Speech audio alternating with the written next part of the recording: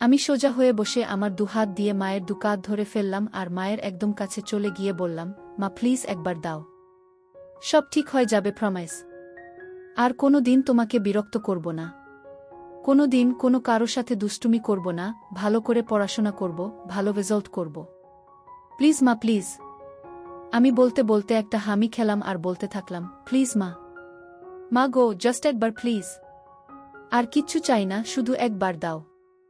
আমি অভ্রনীল, পুরো নাম অভ্রনীল ঘোষ চৌধুরী, মা ভালোবেসে রুদ্র বলে ডাকে, বয়স 18 বছর, এবং এটা আমার গল্প, বা বলা যেতে পারে আমার এবং আমার মায়ের গল্প।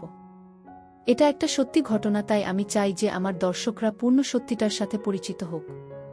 আমার প্রতিটা অনুভূতি, আমার রস আস্বাদনের তৃপ্তি, সবটাই যাতে আমার দর্শকরা অনুভব করতে পারে। আমার মায়ের সাথে আপনাদের পরিচয় করিয়ে দিই। আমার মায়ের নাম শ্রীমতী জয়শ্রী ঘোষ চৌধুরী, বয়স 38 বৎসর।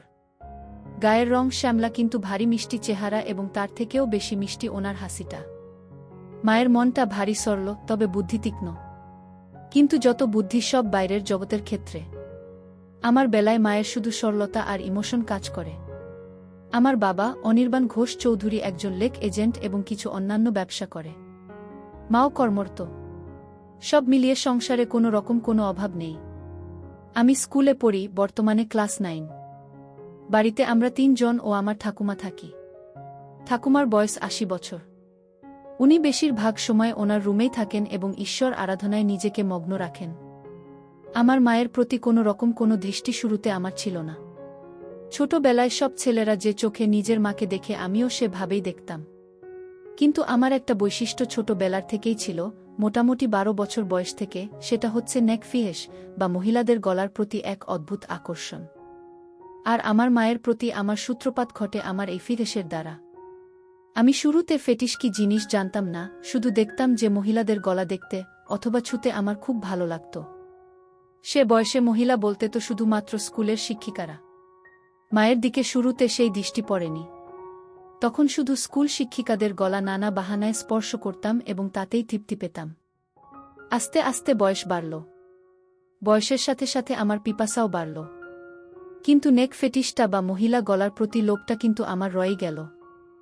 যখন আমার বয়স 18, তখন হঠাৎ একদিন আমার দৃষ্টিতে মা ধরা দিল। তখন গরমের ছুটি চলছিল। আমি বাড়িতে, বাবা বাইরে কাজে গেছেন, ঠাকুমা নিজের রুমে নিজের মনে আছেন এবং মায়েরও কোনো কারণে অফিস ছুটি, তাই মা ও বাড়িতে। সেদিন অসম্ভব গরম পড়েছিল আর আমরা সবাই গরমে ঘেমে একাকার। আমি ড্রয়িং রুমে বসে টিভি দেখছিলাম আর মা রান্নাঘরে কাজে ব্যস্ত ছিল। আমার পিপাসা পাওয়াতে গেলাম রান্নাঘরে জল খেতে। রান্নাঘরে গিয়ে দেখি মা মাটিতে বসে সবজি কাটছে।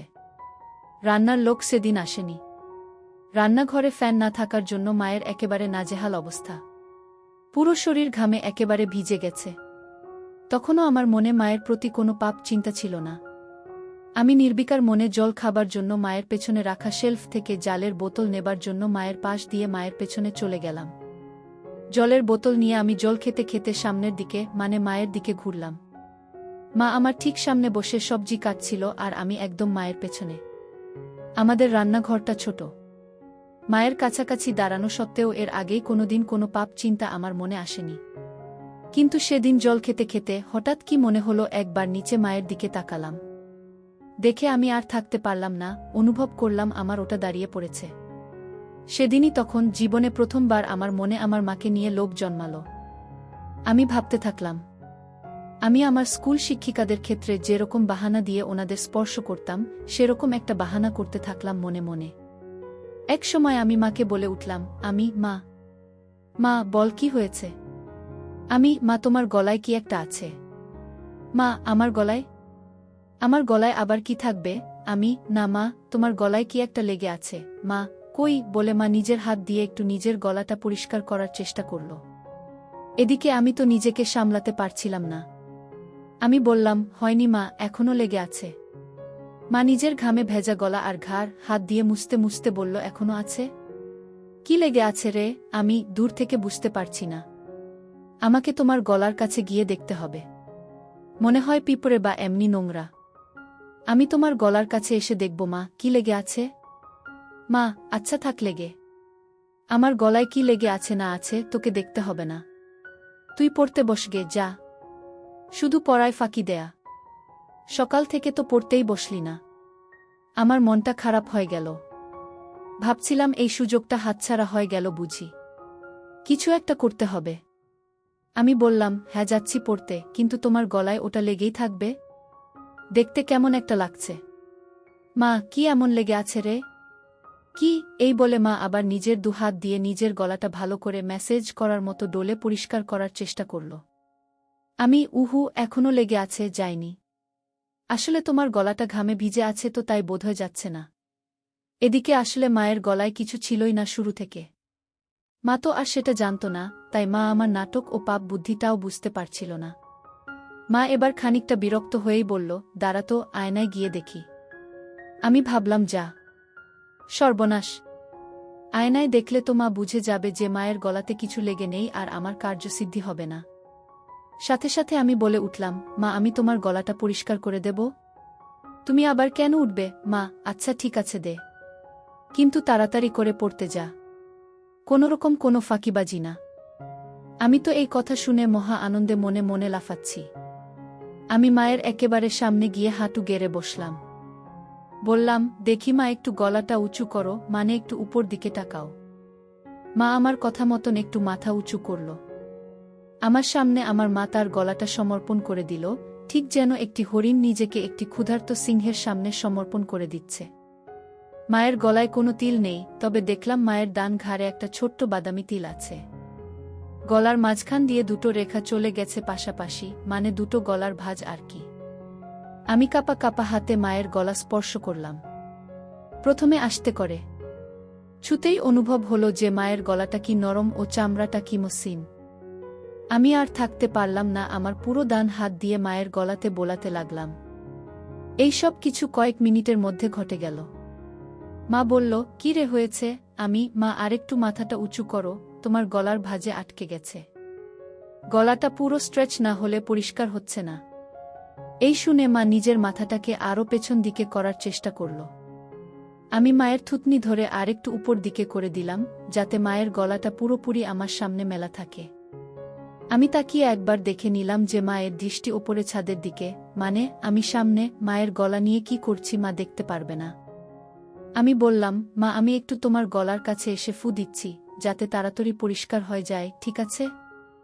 মা, আচ্ছা ঠিক আছে, যা করার তাড়াতাড়ি কর, আমার অনেক কাজ পড়ে আছে। আমি, হ্যাঁ মা, বলে একেবারে মায়ের গলার কাছে নিজের ঠোঁট নিয়ে গেলাম আর মৃদু ফু দিতে থাকলাম মায়ের সারা গলায়। একসময় থাকতে না পেরে মায়ের গলার একদম মাঝখানে একটা হালকা হামি দিয়ে ফেললাম। তারপর ভয় ভয় মায়ের দিকে তাকিয়ে দেখলাম একবার যে মা কিছু টের পেল কিনা। মা আমি কি করছি দেখতে না পেলেও আমার স্পর্শ তো অনুভব করতেই পারছিল। আমার ভয় হচ্ছিল যে মা নিজের গলায় আমার স্পর্শ অনুভব করে ফেলল কিনা, আমার হাতের স্পর্শ আর ঠোঁটের স্পর্শের মধ্যে তফাৎ ধরে ফেলল কিনা। কিন্তু দেখলাম যে না, মা কিছু বুঝতে পারেনি। আমারও সাহস বেড়ে গেল। মা হঠাৎ নিজের দুহাত দিয়ে আমাকে এক ঝাটকা দিয়ে দূরে ফেলে দিল। হঠাৎ ধাক্কা খেয়ে আমি পেছনে হেলে বসে পড়লাম ও নিজের সম্বিত ফিরে পেলাম। মায়ের দিকে তাকিয়ে দেখি মা গম্ভীর হয়ে নিজের আঁচল ঠিক করছে আর এক হাতে সবজি তুলছে। মা সঙ্গে সঙ্গে একটা হাত দিয়ে নিজের আঁচল নিয়ে নিজের গলাকে ভালো করে মুছে নিল। আমি খানিকটা ভয় পেয়ে বললাম, মা কি হলো? মা, কি হবে আবার? তুই পড়তে যা। আমি, না মানে তোমার গলা পরিষ্কার করছিলাম, তুমি হঠাৎ ধাক্কা দিলে। মা বড় বড় চোখে আমার দিকে তাকিয়ে একটু গম্ভীর হয়ে বলল, তোর পড়ায় ফাঁকি দেয়ার বাহানা কি আমি বুঝি না মনে করেছিস? সকাল থেকে এক লাইনও পারিসনি, যা পড়তে বস। আমি, কিন্তু তোমার গলাতে তো এখনো একটু লেগে আছে। মা, লেগে থাক আমার গলাতে, যা খুশি। তোকে আমার গলার দিকে খেয়াল রাখতে হবে না। আমি একটু পরে স্নান করতে যাব, তখন এমনিতেই পরিষ্কার হয়ে যাবে। আমি একটু মনে মনে ভয় পেলাম। তাহলে কি মা বুঝে গেল আমার মনের পাপ? এই ভাবতে ভাবতে আমি আস্তে আস্তে মুখ নিচু করে চলে যেতে লাগলাম। তখনই মা আমার পেছন থেকে মিষ্টি গলায় বলে উঠল, কষ্ট পাস নে বাবা, আমি তো তোর ভালো জন্যই বলি। আমি বুঝি তোর বয়সে পড়তে ইচ্ছে না হওয়াটাই স্বাভাবিক, মন শুধু ফাঁকি দিতে চায়। কিন্তু বাবা, পড়াশোনা না করলে তো ভবিষ্যৎ অন্ধকার। আমার আর বুঝতে বাকি রইল না যে আমার অতীব সরল মা আমার মনের ভেতর কি পাপ চলছে তা একটুকুও বুঝতে পারেনি। আমি নিশ্চিন্ত হয়ে বললাম, মা সরি, তুমি চিন্তা করো না, আমি ভালো করে পড়াশোনা করব। আমার কথা শুনে মায়ের মুখে একটা মিষ্টি হাসি ফুটে উঠল আর আমিও রান্নাঘর থেকে চলে গেলাম। অল্পটুকু স্বাদ পাওয়ার পর থেকে আমার মন পাপ চিন্তায় ভরে উঠল। যেই মহিলাকে আমি এতদিন শুধু মা হিসেবে পুজো করে এসেছি, সেই মহিলা, সেই নারী এখন আমার কাছে একটা তৃপ্তির দেহ মাত্র, যেটা দিয়ে আমার বাসনার পিপাসা তৃপ্ত মিটাতে পারব। আমার মন তৎপর হয়ে উঠল। মা শব্দটা আমার কাছে একটি দারুণ অনুভূতির শব্দ হয়ে উঠল। আমার হঠাৎ মায়ের বলা কথাটা মনে পড়ল। মা স্নান করতে যাবে। হঠাৎ দেখি মা জল ভরা বালতি নিয়ে আমার রুমে এসে হাজির। বুঝলাম কাজের মাসি আসেনি, তাই মাকেই ঘর মুছতে হচ্ছে। মা বলল, এই যে, হয় ঘরের বাইরে যা, নয় খাটের উপর পা উঠিয়ে বস, ঘর মুছব। আর খবরদার বলে দিচ্ছি, যতক্ষণ না ঘর শুকোচ্ছে মাটিতে পা ফেলবি না, ঠিক আছে? আমি সজোরে মাথা নাড়িয়ে আমার সম্মতি জানালাম এবং তাড়াতাড়ি খাটে উঠে ইঙ্গিত দিলাম যে আমি রুমেই থাকছি। মা নিজের শাড়ির আঁচল কোমরে গুজে হাঁটু গেড়ে বসে পড়ল এবং নিজের মতো ঘর মোছা শুরু করল। আমার খাটে সব সময় একটা পড়ার বই খোলাই থাকে, তখনও ছিল, আর ওটাই আমাকে তখন বাঁচালো, নয়তো আবার পড়াশোনায় ফাঁকি দেওয়ার জন্য মায়ের বকুনি খেতে হতো। আমি বইটা নিয়ে পড়ার ভান করতে লাগলাম। কয়েক সেকেন্ড পর একবার আর চোখে মায়ের দিকে তাকালাম। তাকিয়ে যা দেখলাম তাতে আমার চক্ষু ছানাবড়া হয়ে গেল। ঘরে ফ্যান চলা সত্ত্বেও মা তখনও ঘামছে। সারা শরীর ঘামে ভেজা। আমি লক্ষ্য করলাম ঘামের বিন্দুগুলো মায়ের কপাল থেকে আস্তে আস্তে নেমে যেতে থাকল। একটু পরেই মায়ের ঘর মোছা হয়ে যাবে আর মা ছাদে যাবে কাপড় মেলতে। আজকে ছুটির দিন, তাই নিশ্চয় মা প্রচুর কাপড় ধুয়েছে এবং তাই বেশ সময় লাগবে কাপড় মেলতে। ঠাকুমাকে নিয়ে চিন্তা নেই, উনি শুধুমাত্র সন্ধে বেলা একটু ঘর থেকে বেরোন। এই দুপুরের সময়টায় উনি নিজের ঘরেই থাকেন।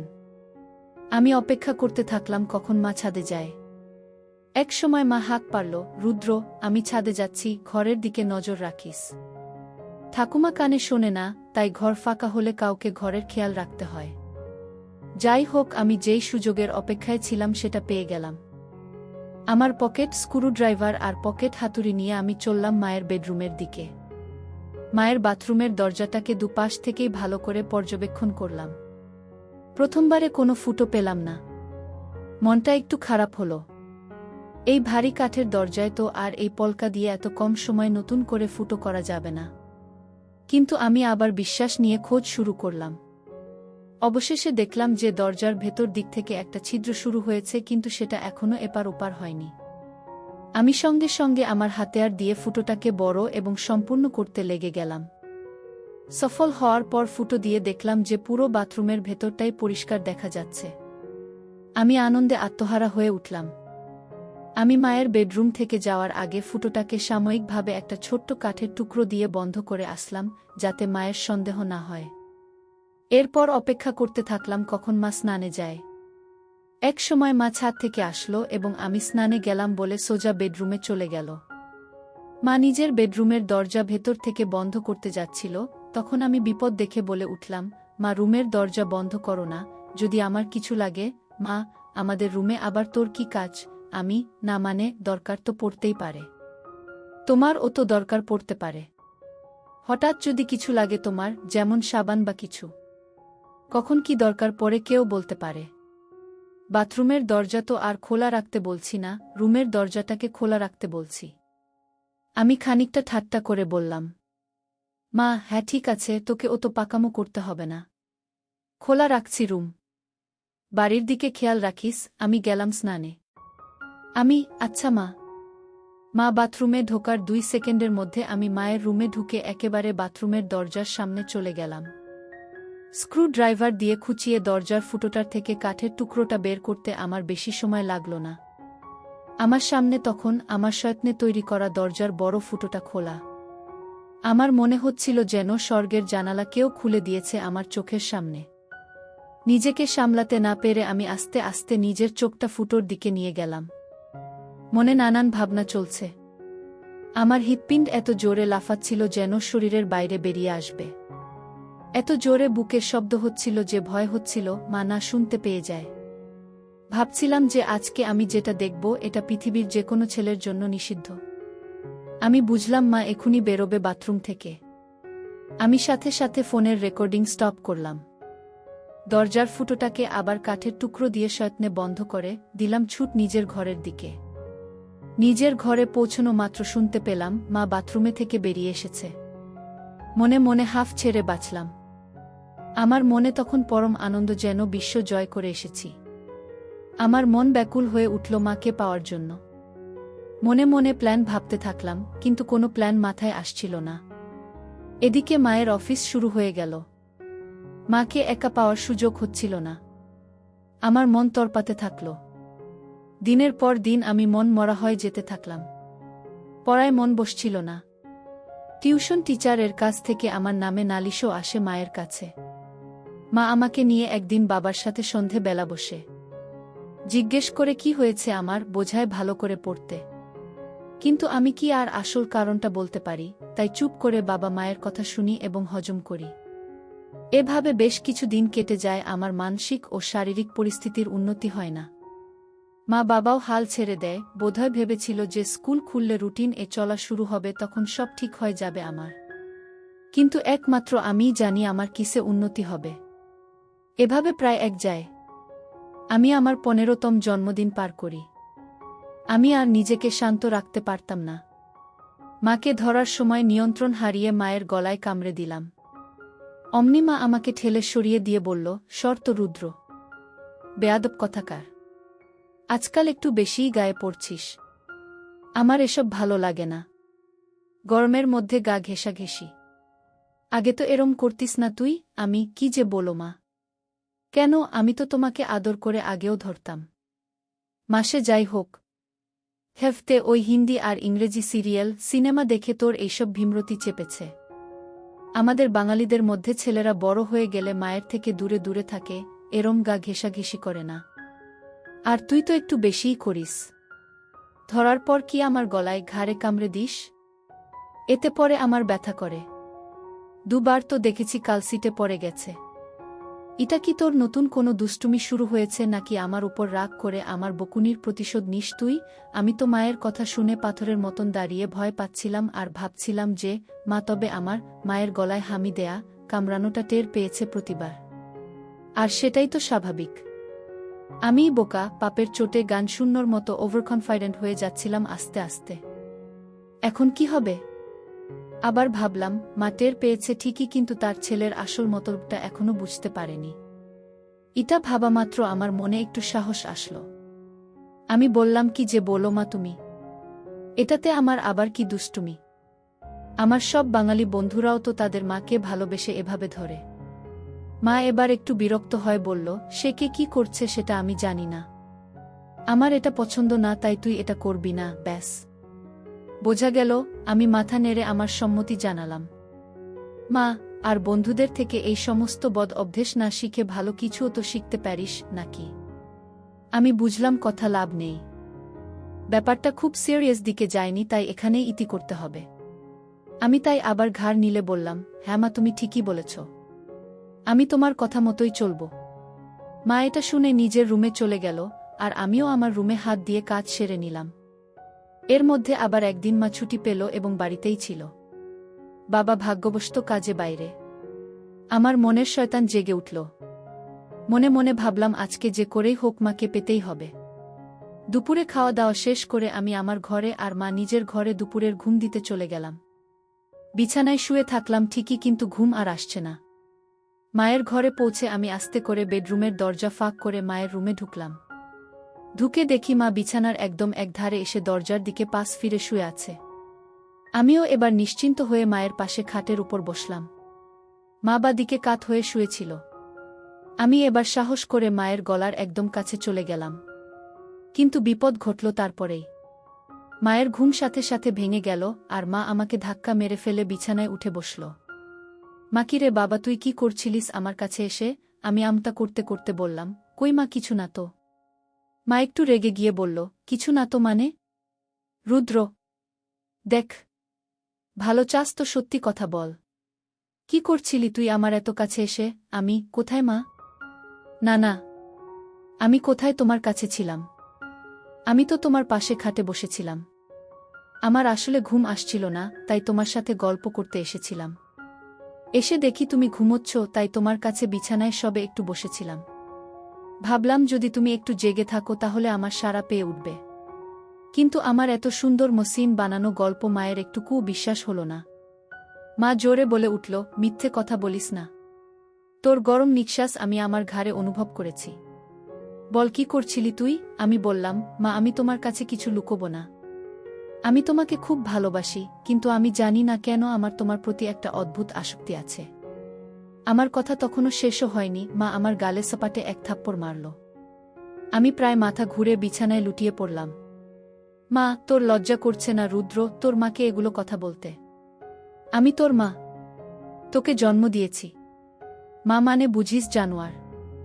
হায় ভগবান, এগুলো কথা তো আমি তোর বাবাকেও বলতে পারবো না। তোর বাবা তো আর তোকে মারতে পারবে না, নিজেই হয়তো মরে যাবে। আমি কাঁদতে কাঁদতে বললাম, মা, আমাকে ক্ষমা করে দাও, কিন্তু তোমাকে না পেলে আমার জীবন বৃথা।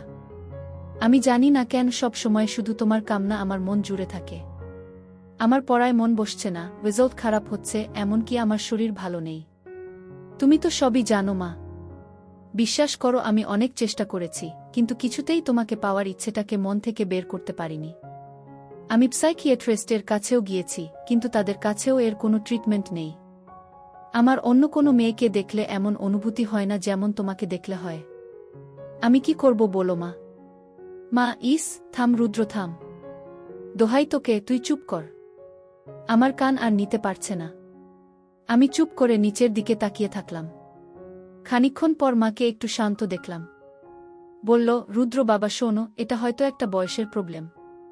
তুই চেষ্টা কর, দেখবি সময়ের সাথে ঠিক হয়ে যাবে। আমি সাহস করে বললাম, না মা, আমার তোমার প্রতি বাসনা ততদিন কমবে না যতদিন না আমি তোমাকে পুরোপুরিভাবে পাব। মা, তুই একটু বড় হয় যা, তোকে তাড়াতাড়ি বিয়ে দিয়ে দেব। কেন এই বুড়ি মায়ের পেছনে পড়েছিস বাবা? আমার মনে হলো এইবার বোধহয় মায়ের মাতিসুল ভাব জেগে উঠেছে। যেটা চায় যে তার সন্তান সব সময় সুখে থাকে, ভালো থাক। আমি ভাবলাম আমাকে মায়ের এই মনের ভাবকে কাজে লাগাতেই হবে। এই আমার অন্তিম সুযোগ। আমি সাথে সাথে মায়ের পা ধরে বললাম, মা, আমাকে একবার তোমার সাথে দাও। আমার আর এই জ্বালা সহ্য হচ্ছে না মা। মা প্লিজ। মা অল্প অল্প কাঁদতে কাঁদতে বলল, বাবা, এ হয় না। আমি তোর জন্মদাত্রী মা। তুই এখন ছোট, তাই তুই কি চাইছিস সেটা বুঝতে পারছিস না। এটা হয় না বাবা, প্লিজ বোঝ। আমি খেয়াল করলাম যে মায়ের মুখে আর রাগের কোনো চিহ্ন নেই। মা পুরো ইমোশনাল হয়ে আছে। আমি মনে মনে ভাবলাম, এখনই খেলতে হবে। আমি সোজা হয়ে বসে আমার দুহাত দিয়ে মায়ের দুকাত ধরে ফেললাম আর মায়ের একদম কাছে চলে গিয়ে বললাম, মা প্লিজ একবার দাও। সব ঠিক হয়ে যাবে, প্রমিস। আর কোনো দিন তোমাকে বিরক্ত করব না। কোনো দিন কোনো কারো সাথে দুষ্টুমি করব না, ভালো করে পড়াশোনা করব, ভালো রেজাল্ট করব। প্লিজ মা, প্লিজ। আমি বলতে বলতে একটা হামি খেলাম আর বলতে থাকলাম, প্লিজ মা। মা গো, জাস্ট একবার প্লিজ। আর কিচ্ছু চাই না, শুধু একবার দাও। মা হঠাৎ একটা চিৎকার করে উঠল। আমি ভয় পেয়ে মায়ের মুখ আমার হাত দিয়ে চেপে ধরলাম আর মাকে বিছানায় ফেলে মায়ের উপর চেপে বসলাম। মায়ের বোধহয় দম আটকে যাচ্ছিল, আমাকে ইশারা করে বলল যে হাত সরাতে। আমি আস্তে করে হাত সরালাম। দেখি মা কিছু বলছে না, শুধু চুপ করে ছাদের দিকে তাকিয়ে আছে। আমি মন্ত্রের মতো শুধু বলে যাচ্ছি, মা প্লিজ। এক সময় মা বলে উঠল, রুদ্র, তুই কি কোনোভাবেই মানবি না? আমি, না মা, তোমাকে আমার চাই চাই। মা প্লিজ রাজি হয়ে যাও, প্লিজ। বোধহয় মা বুঝতে পেরেছিল যে আমি কিছুতেই মানবার পাত্র নই। মা একটা দীর্ঘশ্বাস ফেলল আর মুখটাকে আমার দিক থেকে সরিয়ে ডান দিকে ঘুরিয়ে বলল, ঠিক আছে। আমি যেন আমার কানকে বিশ্বাস করতে পারছিলাম না। এ যেন স্বপ্ন পূরণ। বুঝলাম যে মা নিজের ছেলের খুশির জন্য নিজেকে সমর্পণ করে দিচ্ছে।